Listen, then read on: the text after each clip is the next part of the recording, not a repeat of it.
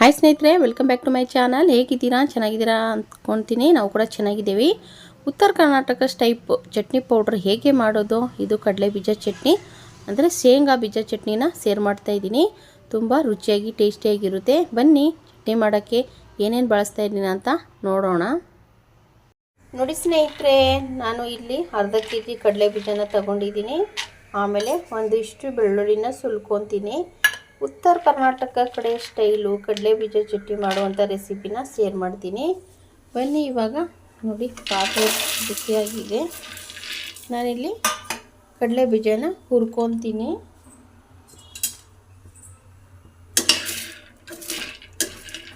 ಚೆನ್ನಾಗಿ ಹುರ್ಕೋಬೇಕು. Colour change ಆಗುತ್ತಲ್ಲ ಆ ಥರ ಹುರ್ಕೋಬೇಕು. ರೊಟ್ಟಿ ಚಪಾತಿ ಜೊತೆ ಮತ್ತು ಸೈಡಲ್ಲಿ ಬೇಳೆ ಸಾರು ಏನಾದರೂ ಮಾಡಿದ್ರೆ ನೆಂಚ್ಕೊಳ್ಳೋಕ್ಕೆ ತುಂಬ ರುಚಿಯಾಗಿರುತ್ತೆ ಈ ಚಟ್ನಿ. ನೋಡಿ, ಈ ಥರ ಚೆನ್ನಾಗಿ ಹುರ್ಕೋಬೇಕು. ನೋಡಿ, ಶೇಂಗಾ ಚಟ್ನಿ ಸೂಪರಾಗಿ ಇರುತ್ತೆ. ಇದು ಶೇಂಗಾ ಚಟ್ನಿ ಮಾಡಿದರೆ ನಾನು ಚಪಾತಿ ಅದಕ್ಕೆ ಒಂಚೂರು ಎಣ್ಣೆ ಹಾಕ್ಕೊಂಡು ತಿಂತಾಯಿದ್ರೆ ತುಂಬ ರುಚಿಯಾಗಿರುತ್ತೆ. ನೋಡಿ, ಈ ಥರ ಫುಲ್ಲು ಹುರ್ಕೋಬೇಕು, ಕಪ್ಪು ಕಲೆ ಆಗೋವರೆಗೂ. ನೋಡಿ, ಚೇಂಜ್ ಆಗ್ತಾ ಇದೆ ಕಲರು, ಅಂದರೆ ಕಡಲೆ ಬೀಜ ಮೇಲೆ ಕಲೆನ ಕಾಣಿಸ್ತಾ ಇದೆ. ಸ್ವಲ್ಪ ಚೆನ್ನಾಗಿ ಹುರ್ಕೋಬೇಕು. ಸಿಪ್ಪೆ ತೆಗಿಯೋಂಗೇನಿಲ್ಲ. ನಾನು ಸಿಪ್ಪೆನ ತೆಗೆಯಲ್ಲ ಸ್ನೇಹಿತರೆ, ಯಾಕಂದರೆ ಸಿಪ್ಪೆ ತೆಗೆದ್ರೆ ಕಡಲೆ ಬೀಜ ಚಟ್ನಿ ಮಾಡ್ತೀನಲ್ಲ ಆ ಚಟ್ನಿ ಟೇಸ್ಟಿ ಇರಲ್ಲ. ಹಾಗಾಗಿಬಿಟ್ಟು ನಾನು ಸಿಪ್ಪೆ ಹಾಕಿಬಿಟ್ಟು ಇದೇ ಥರ ಮಿಕ್ಸಿಯಲ್ಲಿ ರುಬ್ಕೊತೀನಿ. ನೋಡ್ತಾ ಇರ್ಬೋದು, ತುಂಬ ರುಚಿ ಇರುತ್ತೆ, ತುಂಬ ಟೇಸ್ಟ್ ಇರುತ್ತೆ. ಇದಕ್ಕೆ ಸ್ವಲ್ಪ ಬೆಳ್ಳುಳ್ಳಿ ಸುಲಿದ್ಬಿಟ್ಟು ಹಾಕ್ತೀನಿ ನಾನು. ಇದು ಹುರಿದಾದ್ಮೇಲೆ ತಣ್ಣಗಾಗಕ್ಕೆ ಬಿಡ್ತೀನಿ. ನೋಡ್ತಾ ಇರ್ಬೋದು, ಕಡಲೆ ಬೀಜ ಹುರಿದಾಗಿದೆ. ನೋಡಿ, ಈ ಮಟ್ಟಕ್ಕೆ ಈ ಥರ ಹುರ್ಕೊಂಡ್ರೆ ಸಾಕು.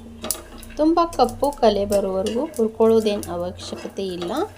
ಈ ಮಟ್ಟಕ್ಕೆ ಹುರ್ಕೊಂಡ್ರೆ ಸಾಕು. ಇವಾಗ ಒಂದು ಪ್ಲೇಟಲ್ಲಿ ಹಾಕ್ಕೊಳ್ಳೋಣ. ತಣ್ಣಗಾಗಕ್ಕೆ ಬಿಡಬೇಕು ಸ್ವಲ್ಪ.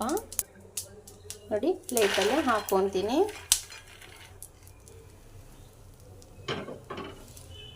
ಇದನ್ನ ತಣ್ಣಗಾಗಕ್ಕೆ ಬಿಡೋಣ. ತಣ್ಣಗಾಗಕ್ಕೆ ಬಿಡ್ತೀನಿ. ನೋಡಿ, ಈ ಥರ ಚೆನ್ನಾಗಿದೆ ಕಡಲೆ ಬೀಜ. ನಾನು ಇಷ್ಟು ಬೆಳ್ಳುಳ್ಳಿನ ಸುಲ್ಕೊತೀನಿ. ಇವಾಗ ಮಿಕ್ಸಿ ಜಾರ್ ತಗೊಂಡಿದ್ದೀನಿ. ಇವಾಗ ಕಡಲೆ ಬೀಜನ ಹಾಕ್ಕೊತೀನಿ. ಎಷ್ಟು ಬೇಕೋ ಅಷ್ಟನ್ನು ಹಾಕ್ಕೋಬೇಕು.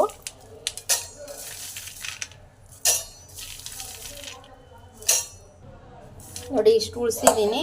ಇಷ್ಟು ಕಡಲೆ ಬೀಜನ ಹಾಕ್ಕೊಂಡಿದ್ದೀನಿ. ಮತ್ತು ಸುಲಿದಿರುವಂಥ ಒಂದು ಬೆಳ್ಳುಳ್ಳಿನ ಹಾಕ್ಕೊಂಡಿದ್ದೀನಿ.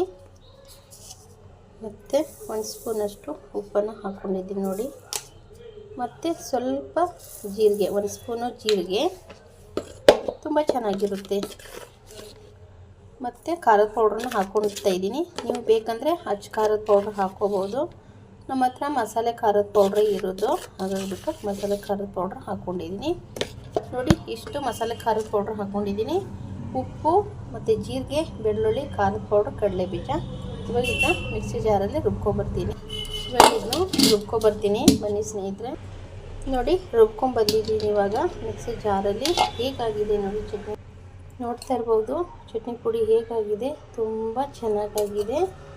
ಸೂಪರಾಗಿ ಉತ್ತರ ಕರ್ನಾಟಕದ ಚಟ್ನಿ ಪುಡಿ ರೆಸಿಪಿನ ನೋಡಿ ನೀವು ಇದೇ ಥರ ಮಾಡ್ಕೋಬೋದು. ಚಟ್ನಿ ಪುಡಿನ ಸೂಪರಾಗಿ ಟೇಸ್ಟಿಯಾಗಿ.